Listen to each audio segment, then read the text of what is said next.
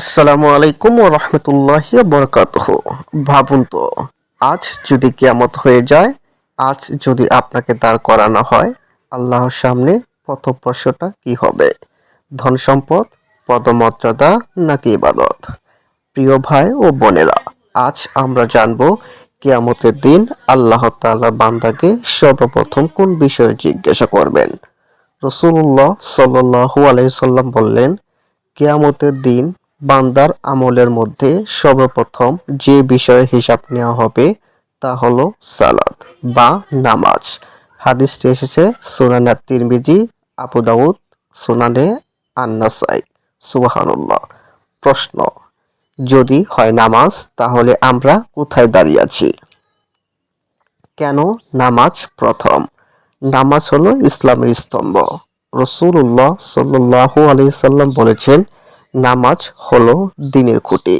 এই হাদিসটি পাওয়া যায় সুনানে আত-তিরমিজিতে। যদি খুঁটি ঠিক থাকে তাহলে ঘর দাঁড়িয়ে থাকবে, যদি খুঁটি ভেঙে যায় তাহলে সবকিছু ভেঙে পড়বে। নামাজ মানুষকে আল্লাহর সাথে সরাসরি যুক্ত করে। দিনে 5 বার আল্লাহর সামনে দাঁড়াই, তবুও যদি আমরা অবহেলা করি তাহলে কিয়ামতের দিন কি জবাব দেব? নামাজ ঠিক হলে কি হবে? হাদিসে এসেছে, যদি বান্দার নামাজ ঠিক থাকে তাহলে তার জন্য অন্যান্য আমলও কবুল হবে, আর যদি নামাজ নষ্ট হয়ে যায় তাহলে বাকি আমলও নষ্ট হয়ে যাবে। ভাবুন, আপনি অনেক দান করছেন, অনেক রোজা রাখছেন, কিন্তু নামাজে অবহেলা করছেন, তাহলে সবকিছু ঝুঁকির মধ্যে রয়েছে। ভয়ঙ্কর সতর্কবার্তা। আল্লাহ তাআলা বলেন কুরআনুল কারীমের মধ্যে, অতএব দুর্ভোগ তাদের জন্য যারা নামাজে গাফিল। সূরাতুল মাউন। গাফিল মানে শুধু না পড়া নয়, সময় নষ্ট করা, মনোযোগ ছাড়া পড়া এবং অবহেলায় পড়া। কিয়ামতের ময়দানের দৃশ্য। যেদিন সূর্য মাথার কাছাকাছি থাকবে, মানুষ ঘামে ডুবে যাবে, কারো ঘাম গোড়ালি পর্যন্ত, কারো হাঁটু পর্যন্ত, কারো বুক, কারো কান পর্যন্ত। কেউ কারো দিকে তাকাবে না। মা সন্তানকে ভুলে যাবে, বন্ধু বন্ধুকে চিনবে না। ঠিক সেই মুহূর্তে ডাকা হবে আপনাকে, আমার বান্দা, তোমার সালাত কোথায়? কি উত্তর দেব? নামাজে অবহেলার কারণ: 1. দুনিয়ার ব্যস্ততা, মোবাইল আসক্তি, আলস্য। 4. পাপের কারণে অন্তর কঠিন হওয়া। আমরা সময় পাই সোশ্যাল মিডিয়ার জন্য, কিন্তু 5 মিনিট পাই না রব্বুল আলামিনের জন্য। এর সমাধান কি?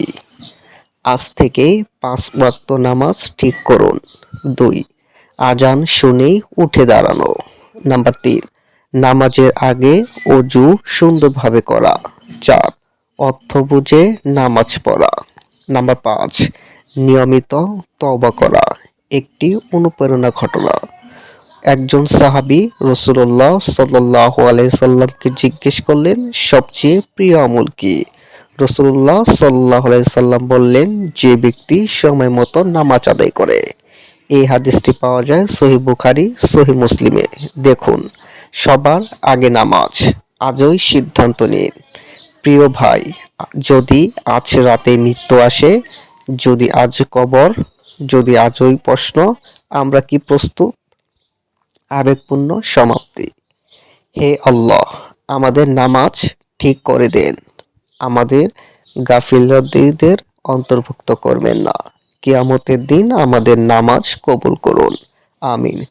যদি এই ভিডিওটি আপনার হৃদয়ে নাড়া দেয় তাহলে এখনই শেয়ার করুন, কারণ হইতে পারে একটি শেয়ার কারো নামাজ ঠিক করে দিতে পারে।